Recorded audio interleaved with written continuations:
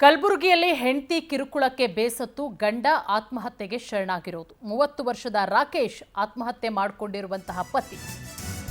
ನೋಡಿ ಹೆಂಡತಿ ಕಿರುಕುಳಕ್ಕೆ ಗಂಡ ಸೂಸೈಡ್ ಮಾಡಿಕೊಂಡಿರೋದು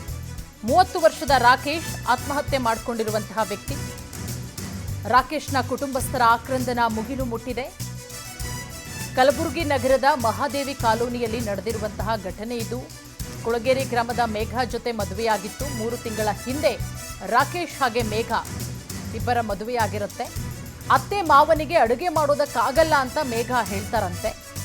ಮೇಘ ತಾಯಿ ರೇಣುಕಾ ಸೋದರಿ ವಿರುದ್ಧ ಕುಟುಂಬಸ್ಥರು ಈಗ ಆರೋಪ ಮಾಡ್ತಾ ಇದ್ದಾರೆ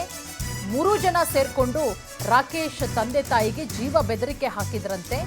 ಇದರಿಂದ ಮನನೊಂದು ರಾಕೇಶ್ ಆತ್ಮಹತ್ಯೆಗೆ ಶರಣಾಗಿದ್ದಾನೆ ಅನ್ನುವ ಆರೋಪ ಚೌಕ್ ಪೊಲೀಸ್ ಠಾಣಾ ವ್ಯಾಪ್ತಿಯಲ್ಲಿ ಪ್ರಕರಣ ದಾಖಲಾಗಿದೆ ಪ್ರಕರಣ ದಾಖಲಿಸಿಕೊಂಡು ಪೊಲೀಸರು ಈಗ ತನಿಖೆಯನ್ನ ಮಾಡ್ತಾ ಇದ್ದಾರೆ ನೋಡಿ 3 ತಿಂಗಳ ಹಿಂದೆಯಷ್ಟೇ ಮದುವೆಯಾಗಿದ್ದು ರಾಕೇಶ್ ಹಾಗೆ ಮೇಘನ ಕಿರುಕುಳಕ್ಕೆ ಬೇಸತ್ತು ರಾಕೇಶ್ ಈಗ ಆತ್ಮಹತ್ಯೆ ಮಾಡಿಕೊಂಡಿದ್ದಾನೆ ಅನ್ನುವ ಆರೋಪ ಕೇಳಿಬರ್ತಾ ಇದೆ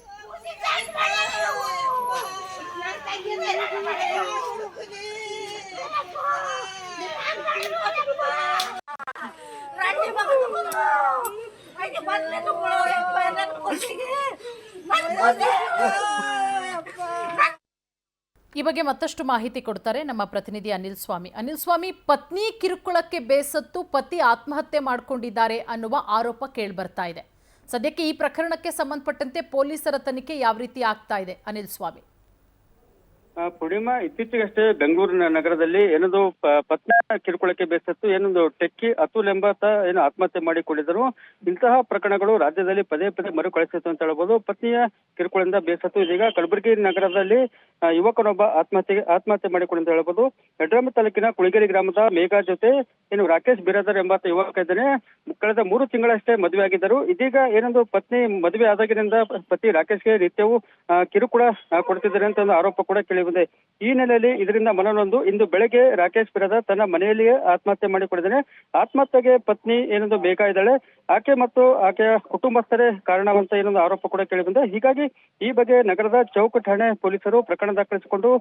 ತನಿಖೆ ನಡೆಸುತ್ತಿದ್ದಾರೆ ಆದ್ರೆ ಈ ಆರೋಪವನ್ನ ಏನೊಂದು ರಾಕೇಶ್ನ ಪತ್ನಿ ಮೇಘಾ ಕೂಡ ನಿರಾಕರಿಸುತ್ತಿದ್ದಾರೆ ನಿತ್ಯವೂ ಕೂಡ ಏನೊಂದು ರಾಕೇಶ್ ನನಗೆ ಹೊಡೆಯೋದು ಬಿಡಿಯೋದು ಮಾಡ್ತಿದ್ದನು ಆದ್ರೆ ಸಣ್ಣ ಪುಟ್ಟ ವಿಷಯಕ್ಕೂ ಕೂಡ ಏನು ರಾಕೇಶ್ ಜಗಳ ಆಡ್ತಿದ್ದನು ಆದ್ರೆ ಆತನ ಆತ್ಮಹತ್ಯೆಗೆ ನಾನು ಕಾರಣ ಅಲ್ಲ ಅಂತ ಕೂಡ ಒಂದು ಮೇಘಾ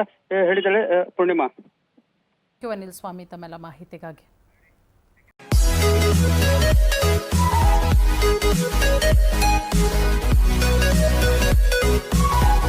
Thank you.